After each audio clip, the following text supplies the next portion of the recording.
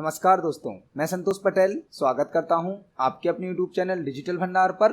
आज की वीडियो में हम CPCT एग्जाम सितंबर 2022 के लिए कंप्यूटर के इम्पोर्टेंट क्वेश्चंस को समझने वाले हैं।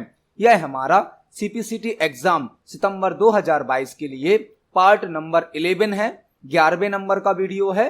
इस वीडियो में हम CPCT एग्जाम के लिए कंप्यूटर के 20 इंपोर्टेंट क्वेश्चंस को समझने वाले हैं। यदि आप CPCT एग्जाम की तैयारी कर रहे हैं तो हमारे चैनल पर CPCT एग्जाम के लिए रेगुलर वीडियोस को अपलोड किया जाता है। साथ ही साथ हमारे चैनल पर 2 प्लेलिस्ट तैयार की गई हैं। एक है CPCT के नाम से, एक है कॉम्पिटिटिव एग्जाम फॉर कंप्यूटर के नाम से। दोनों प्लेलिस्ट का लिंक डिस्क्रिप्शन में दिया गया है। आप दोनों प्लेलिस्ट से CPCT एग्जाम के लिए या किसी भी कॉम्पिटिटिव एग्जाम के लिए कंप्यूटर के इंपोर्टेंट क्वेश्चन तैयार कर सकते हैं। चलिए शुरुआत करते हैं आज की वीडियो का। देखते हैं आज का हमारा पहला क्वेश्चन क्या है। पहला क्वेश्चन हमसे पूछा गया है, किस ईयर में फर्स्ट ईमेल सेंड किया गया था। किस ईयर में फर्स्ट ईमेल को सेंड किया गया था। यहां पर आपको 2 क्वेश्चन तैयार करने मिलेंगे। एक तो क्वेश्चन आपको तैयार करना है फर्स्ट ईमेल किस ईयर में सेंड किया गया था, और दूसरा क्वेश्चन आपको तैयार करना है फर्स्ट ईमेल किसने सेंड किया था। तो जो पहला ईमेल सेंड किया गया था वह किया गया था 1971 में, 1971 में, और रे टॉमलिंसन के द्वारा पहला ईमेल सेंड किया गया था। रे टॉमलिंसन, इसलिए इन्हें फादर ऑफ ईमेल भी कहा जाता है।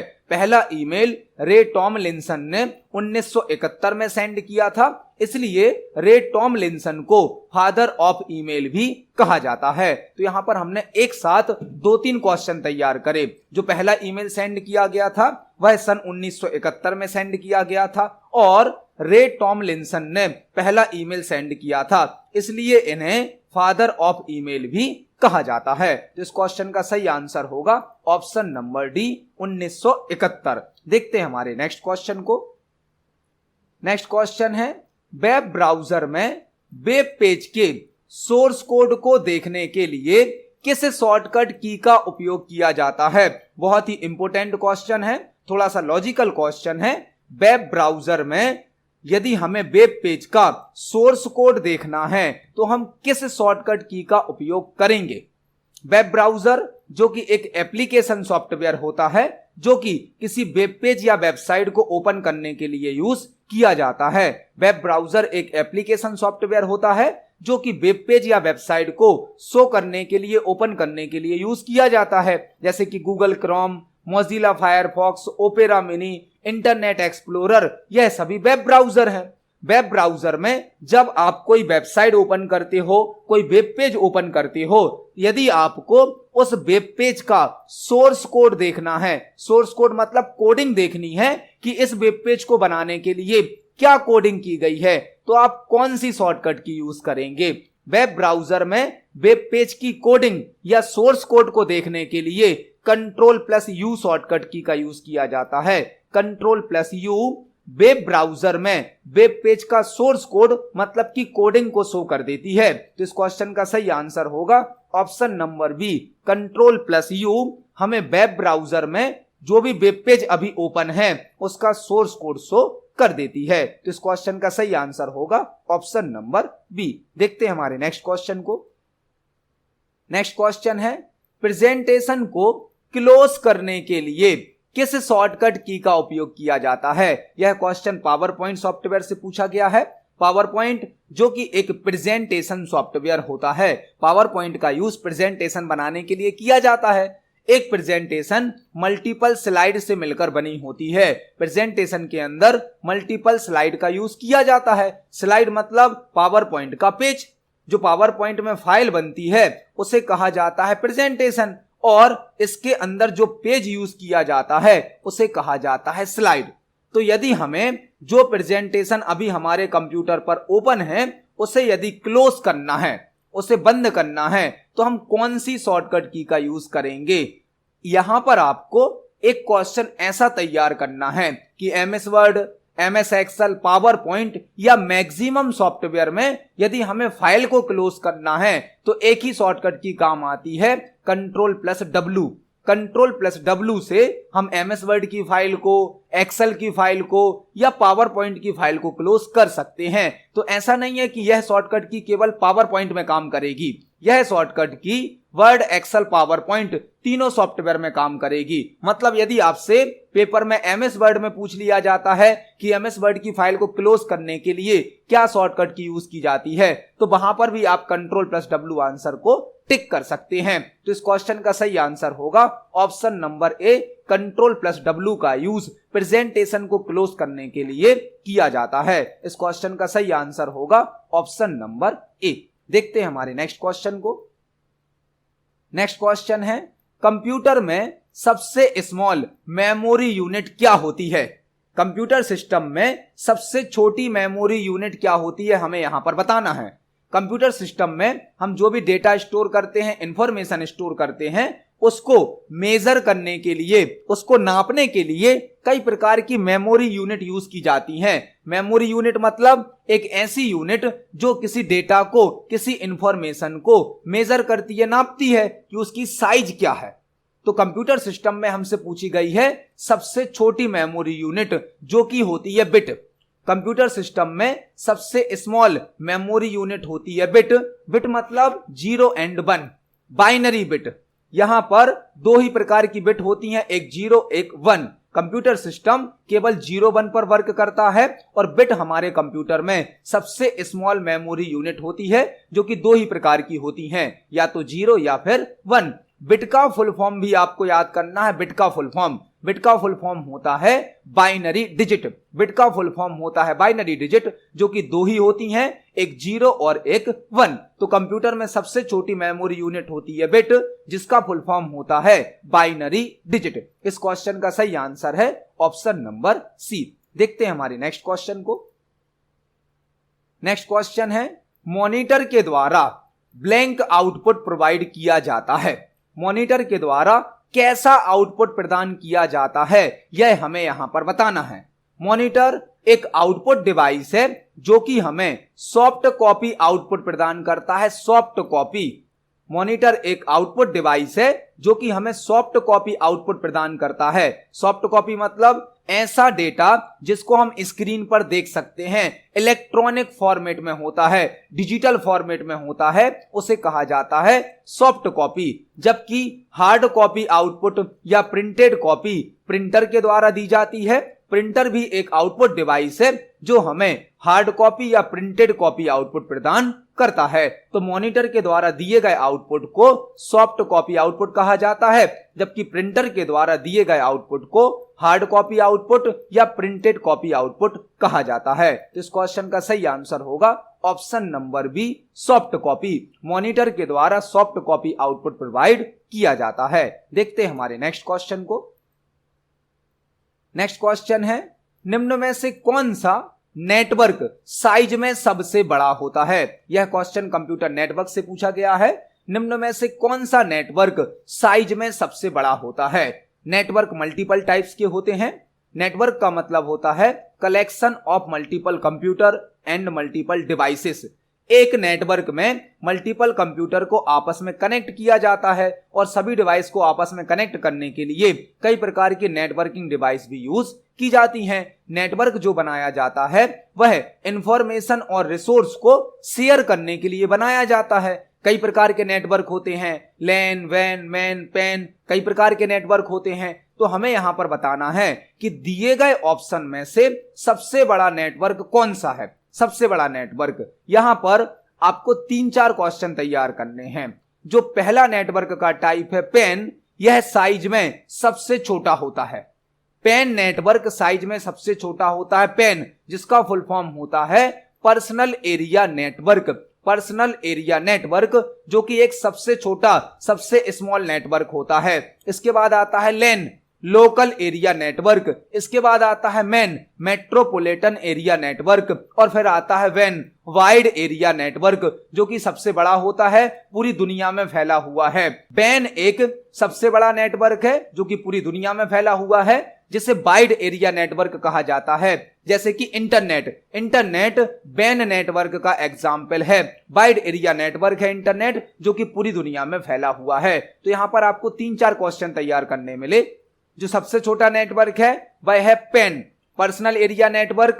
इससे बड़ा होता है लैन, जो कि एक बिल्डिंग के अंदर नेटवर्किंग करने के लिए यूज किया जाता है, लैन, लोकल एरिया नेटवर्क। इसके बाद आता है मैन, मेट्रोपॉलिटन एरिया नेटवर्क, जिसका यूज जनरली एक सिटी के अंदर या एक सिटी से दूसरी सिटी में नेटवर्किंग करने के लिए किया जाता है। और सबसे बड़ा नेटवर्क होता है वैन नेटवर्क, वाइड एरिया नेटवर्क, जो कि पूरी दुनिया में फैला हुआ है। इस क्वेश्चन का सही आंसर होगा ऑप्शन नंबर डी, वैन नेटवर्क साइज में सबसे बड़ा नेटवर्क होता है। देखते हैं हमारे नेक्स्ट क्वेश्चन को। नेक्स्ट क्वेश्चन है इंफॉर्मेशन क्या होती है।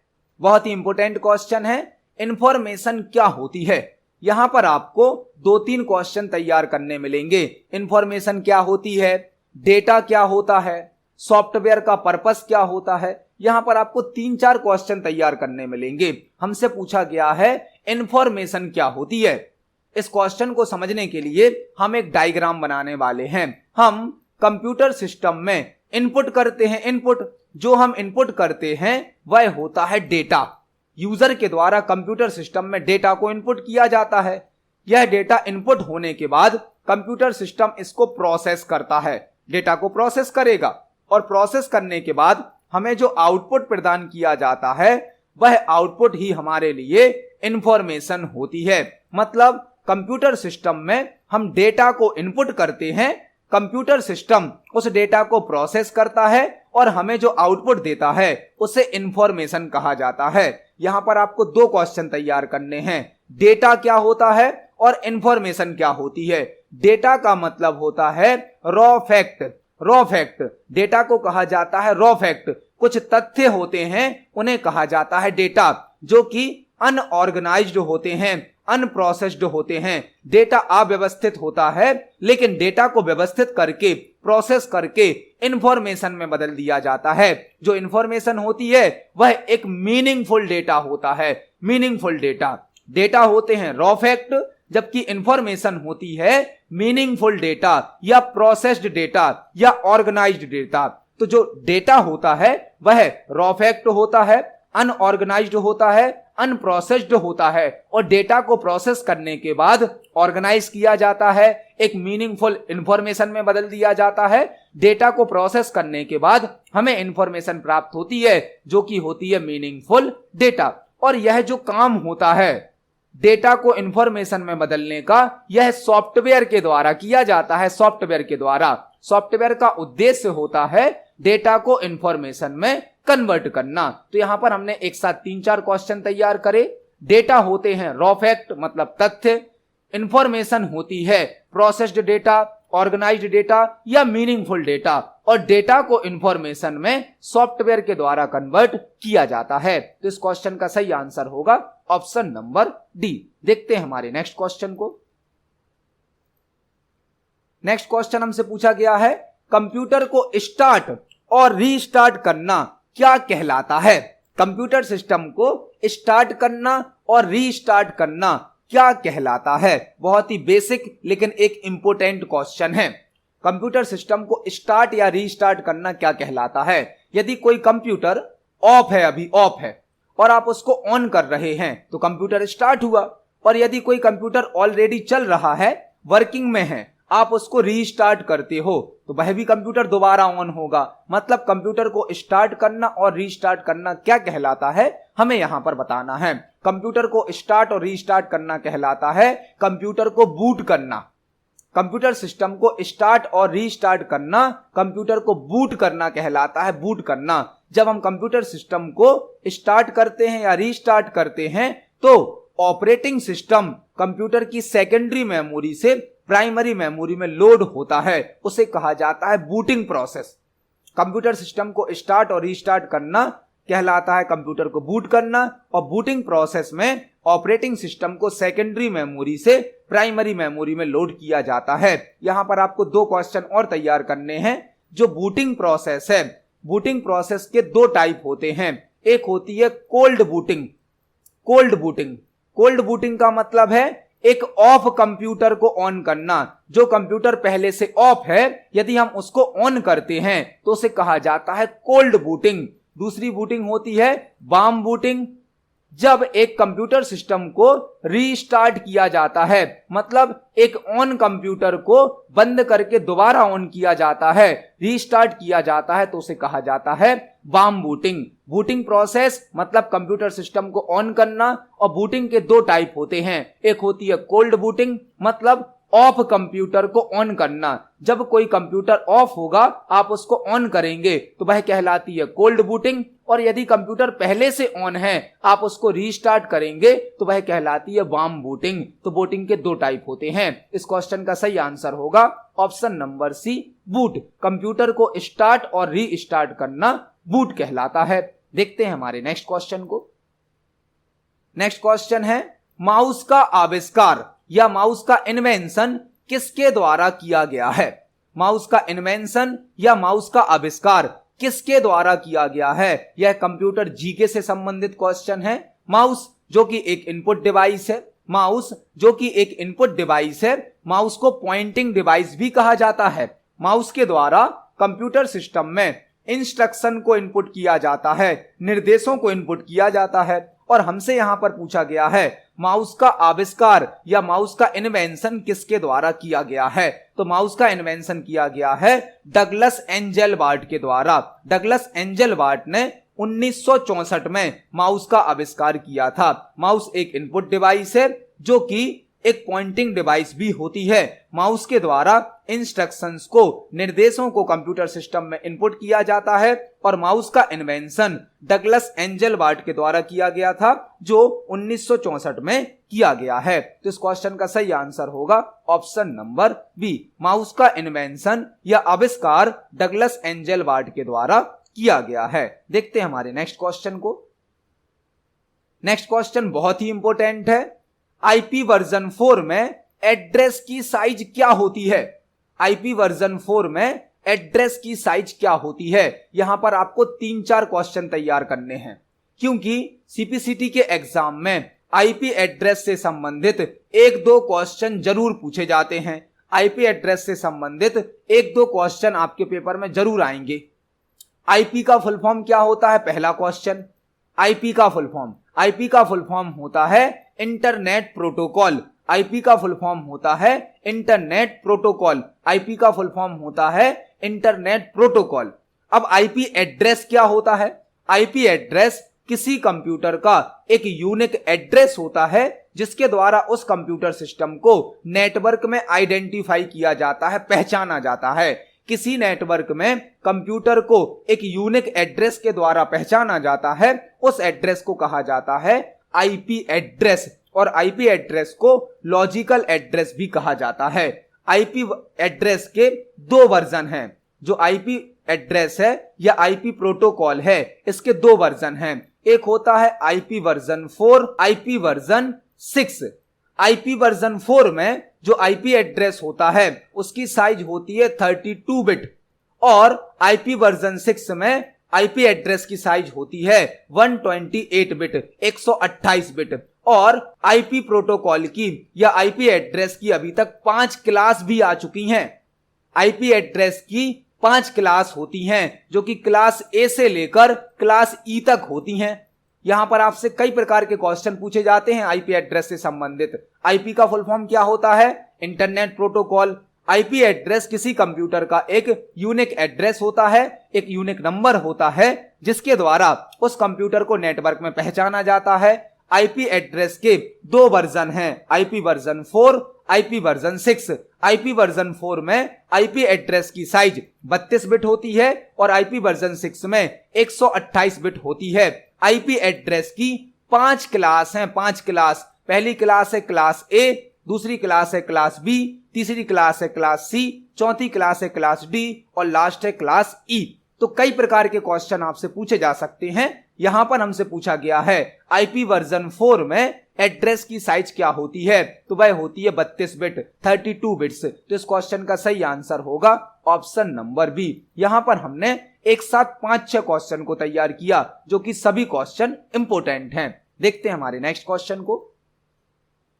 नेक्स्ट क्वेश्चन है, वेब ब्राउजर में हिस्ट्री लिस्ट को ओपन करने के लिए किस शॉर्टकट की का उपयोग किया जाता है? वेब ब्राउजर से संबंधित क्वेश्चन है। वेब ब्राउजर जो कि एक एप्लीकेशन सॉफ्टवेयर होता है जो कि वेब पेज और वेबसाइट को ओपन करने के लिए यूज किया जाता है, जैसे कि Google Chrome, Mozilla Firefox, internet explorer, यह सभी हमारे वेब ब्राउजर हैं जो कि वेब पेज या वेबसाइट को ओपन करने के लिए यूज किए जाते हैं। हमें यहां पर बताना है कि यदि हमें वेब ब्राउजर में हिस्ट्री लिस्ट को ओपन करना है, हिस्ट्री लिस्ट मतलब हमने अभी तक अपने वेब ब्राउजर पर कौन कौन सी वेबसाइट को ओपन किया है, कौन कौन से वेब पेज को ओपन किया है, वह लिस्ट होती है हिस्ट्री लिस्ट। हिस्ट्री लिस्ट से हम यह पता कर सकते हैं कि हमारे वेब ब्राउजर पर अभी कौन कौन से वेब पेज और कौन कौन सी वेबसाइट को ओपन किया गया है। हिस्ट्री लिस्ट को ओपन करने के लिए Ctrl+H शॉर्टकट की का यूज किया जाता है। Ctrl+H से आप वेब ब्राउजर की हिस्ट्री लिस्ट को ओपन कर सकते हैं। तो इस क्वेश्चन का सही आंसर होगा ऑप्शन नंबर ए। देखते हैं हमारे नेक्स्ट क्वेश्चन को। नेक्स्ट क्वेश्चन है, MS वर्ड डॉक्यूमेंट का डिफॉल्ट व्यू क्या होता है? MS वर्ड डॉक्यूमेंट का डिफॉल्ट व्यू क्या होता है? जो हम MS वर्ड में फाइल बनाते हैं उसे डॉक्यूमेंट कहा जाता है। डॉक्यूमेंट, एक डॉक्यूमेंट के अंदर कई पेजेस होते हैं, मल्टीपल पेजेस से मिलकर एक डॉक्यूमेंट बना होता है। डॉक्यूमेंट मतलब MS वर्ड की फाइल। जब हम MS वर्ड में कोई डॉक्यूमेंट बनाते हैं तो उसमें कई पेज होते हैं और उन पेजेस को शो करने के लिए MS वर्ड हमें 5 प्रकार के व्यू प्रोवाइड करता है। 5 प्रकार के MS वर्ड के अंदर पेज के या डॉक्यूमेंट के 5 टाइप के व्यू होते हैं।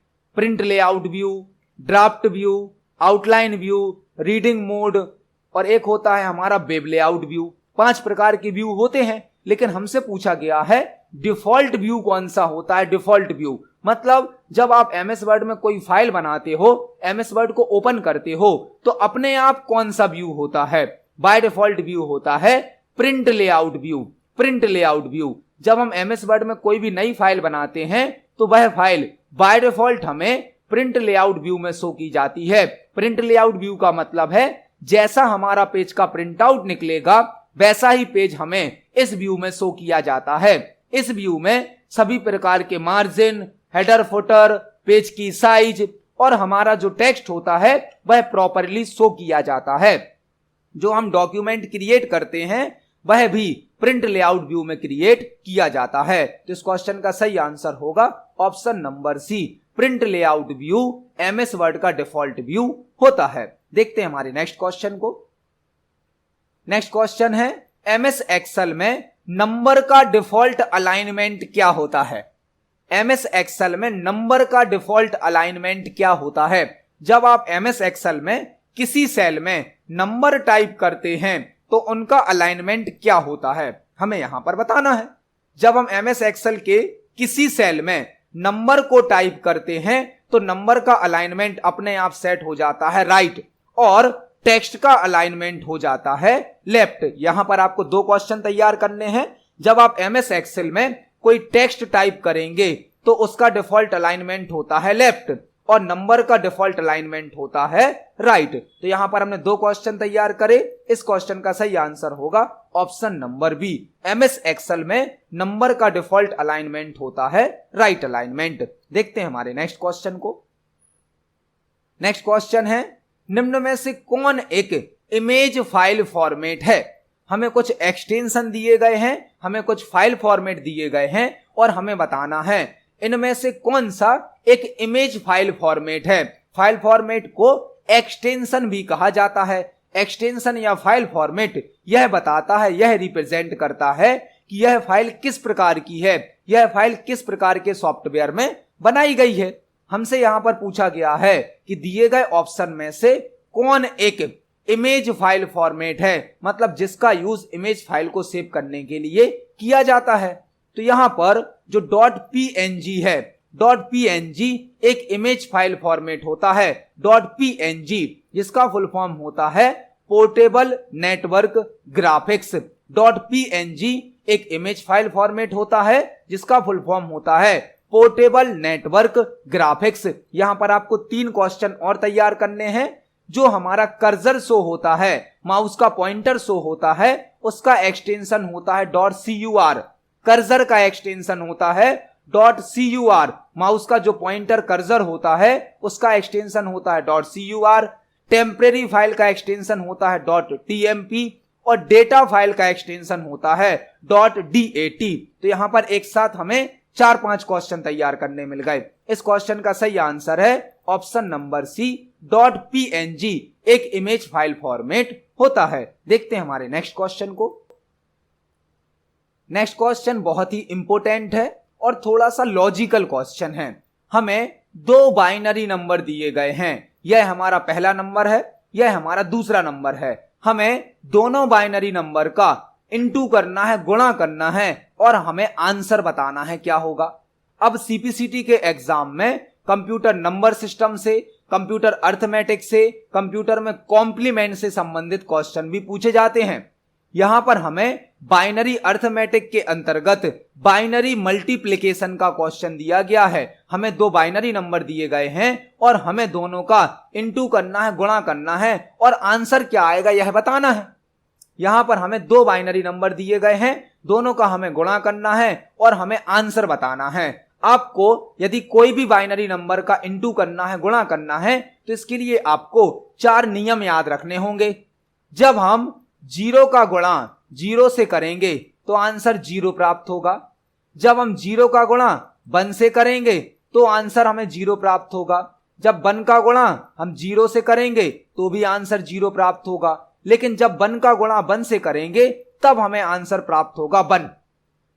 इस बाइनरी मल्टीप्लिकेशन को करने के लिए यह 4 नियम यूज किए जाते हैं। आपको इन चारों नियम को याद रखना है, इनको फॉलो करना है और आप कोई भी बाइनरी नंबर का इनटू या मल्टीप्लिकेशन बहुत ही आसानी से कर सकते हैं। जिस प्रकार से आप नॉर्मल डेसिमल नंबर का नॉर्मल मैथमेटिकल कैलकुलेशन में गुणा करते हैं, वैसे ही आपको यहां पर करना है। हमारा जो पहला बाइनरी नंबर है हम उसको लिखते हैं। पहला नंबर है 101।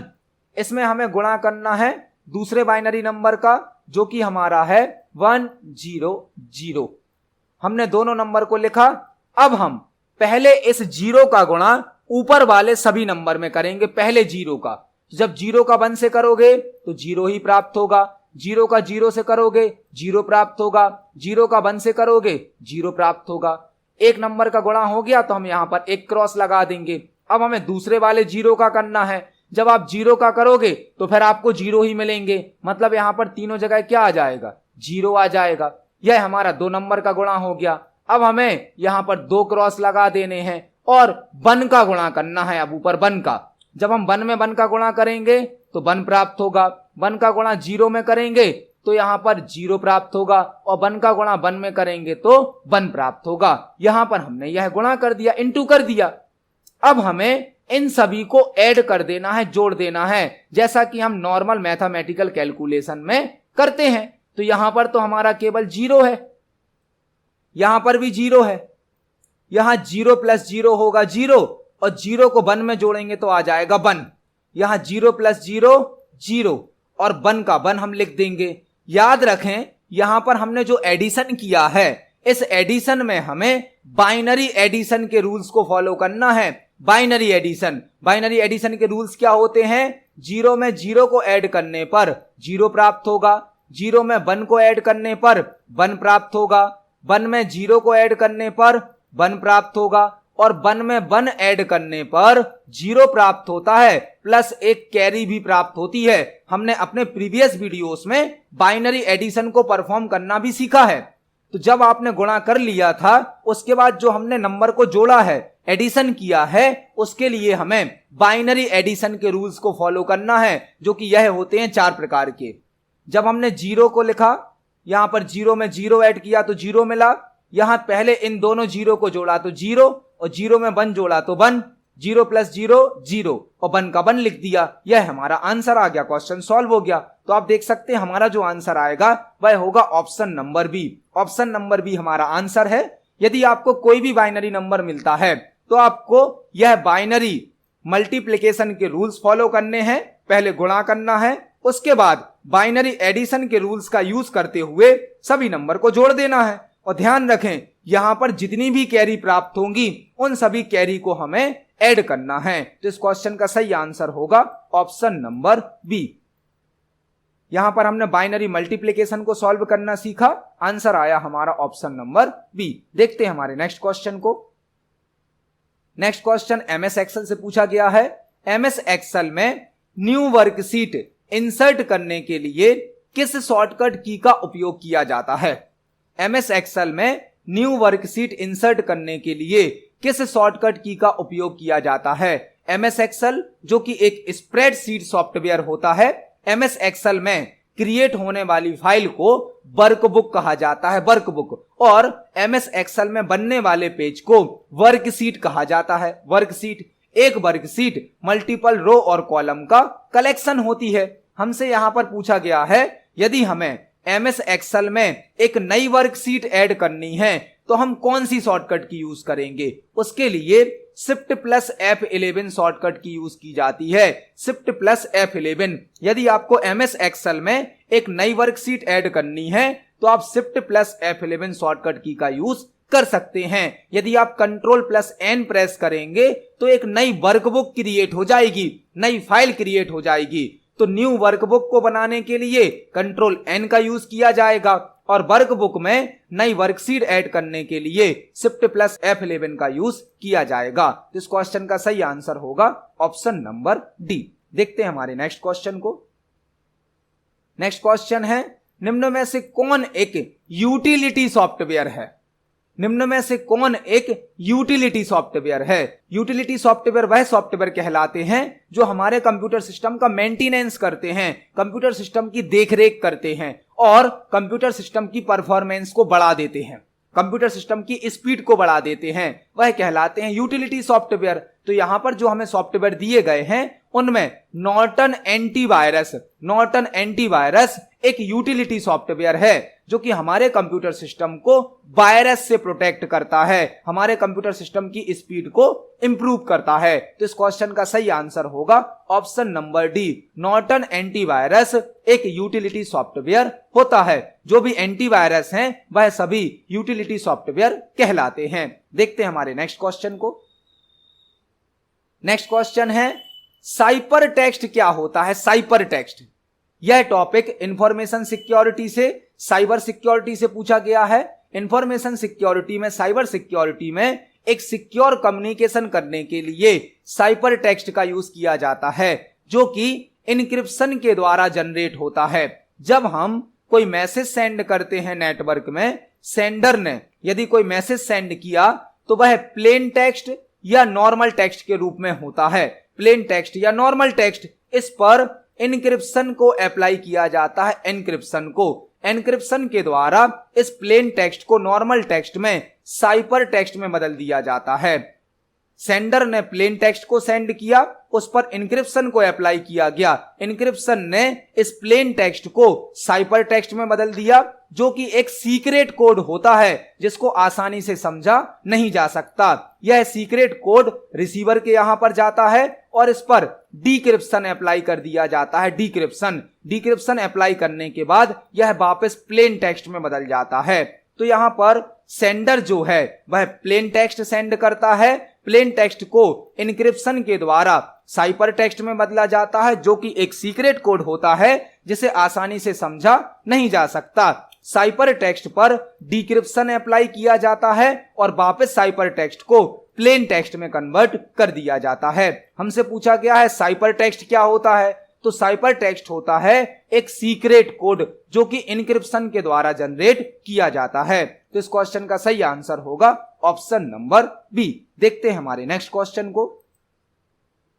नेक्स्ट क्वेश्चन है spelling and grammar power point के किस टैब में प्राप्त होता है? Spelling and grammar option power point के किस टैब में प्राप्त होता है? जब हम टाइपिंग करते समय किसी स्पेलिंग की मिस्टेक करते हैं तो उस वर्ड के नीचे रेड कलर की अंडरलाइन शो की जाती है।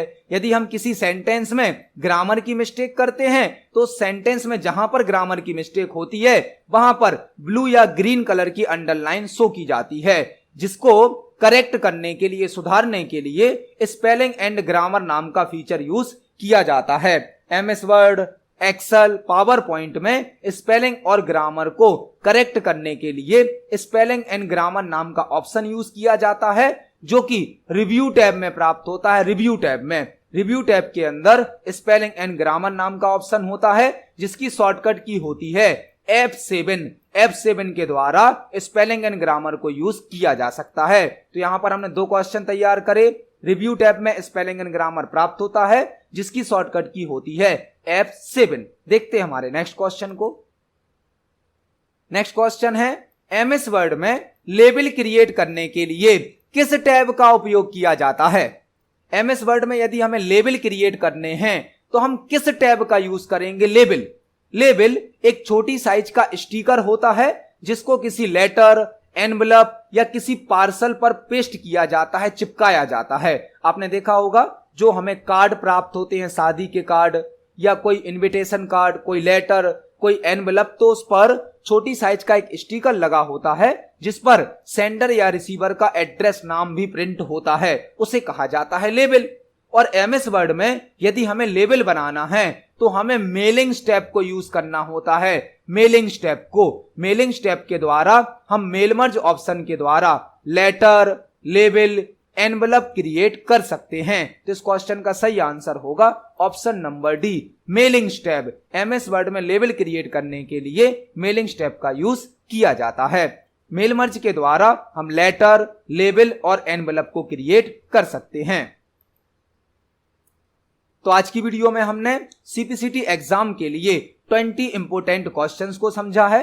जब हम एक क्वेश्चन को समझते हैं तो उससे संबंधित हमें 2-3 क्वेश्चन और भी तैयार करने मिल जाते हैं। आप सभी क्वेश्चन को पढ़ें, समझें। यदि आपका कोई क्वेश्चन है, कोई डाउट है तो कमेंट सेक्शन में जरूर पूछें।